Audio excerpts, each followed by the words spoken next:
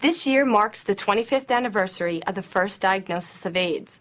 Back then, HIV was a death sentence, with the virus spreading mostly among gay white men. Today, prevention efforts have significantly reduced infection rates, with some disturbing exceptions.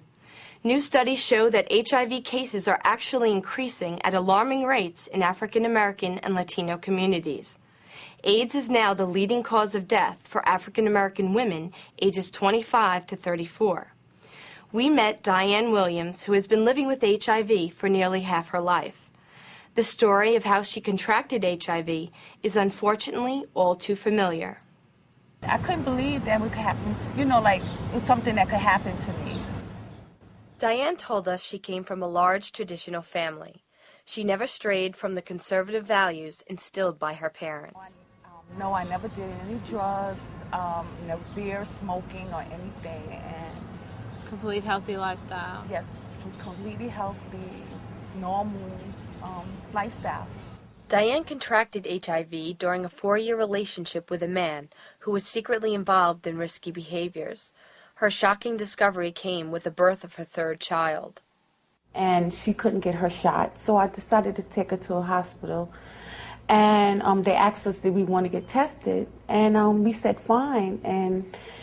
And that's when they told us that she had AIDS. They didn't even say that she had HIV. She said she just had AIDS. I was scared. I was lost. I lost my child. I had 2 other children that I really was scared to get to know because I thought I was going to die. And I was angry. I was angry at him because he didn't tell me. He didn't give me a choice. And that was hurting me. And why didn't he tell you? I have no idea. He was scared. I guess he was scared that he was going to lose me or whatever his reason was. And he just didn't tell me. He just didn't tell me. Ophelia Barrios of the Harlem Directors Group is concerned with the lack of communication between partners about HIV. When you talk about women of color, we often think that because we're married or we're in a long-term relationship, that we are no longer at risk.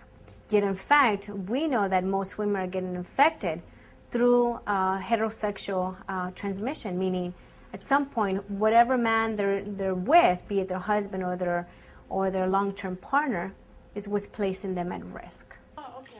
Diane is an executive assistant at an AIDS service organization called Housing Works. Daily job tasks are a struggle as a result of HIV medication. I have a lot of things else going with me, my pressure, sugar, that's things that developed, and I have like side effects of the meds, like I have a buffalo hump in my back and my stomach, and it's like body changing I went through. Okay. Would you mind? Oh, okay. Just a hump, you see the hump? Yeah. The hump in the back. Does that hurt? No, it's just fat. It's just fat. And that's a result of the medication. Heartbreaking stories like Diane's are all too common among African American and Latino women. HIV advocates are dissatisfied with the government's approach and are speaking out. Charles King is a CEO of Housing Works and a leading AIDS activist. Most Americans would be astonished by the fact that 25 years into this epidemic, we still do not have a national plan to end it. The proverbs say, where there is no vision, the people perish, and this is clearly an example of the truth behind that proverb. If you look at how many people are getting infected, and especially people of color and women of color, then you have to sit back and say, we have the same rates of infection as other countries in Latin America and Africa, and yet it is in our backyard. HIV activists believe that solutions exist, but have not been properly implemented. The countries that have been effective in reducing transmission of HIV and AIDS have been effective because they've been willing to deal honestly, forthrightly, and in a way that is non-judgmental with both drug use and people's sex lives.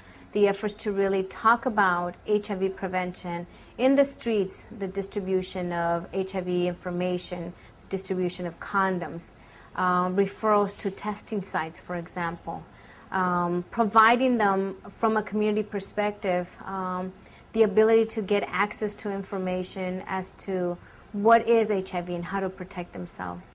Hope has a different meaning for Diane Williams. Her plans for the future reflect the reality of living with HIV. I feel like tomorrow is not promised to me. I could get sick the next day. And, you know, I don't really have no, I'm not saying I have no hopes and dreams, but I learned to take one day at a time because it's kind of scary every day.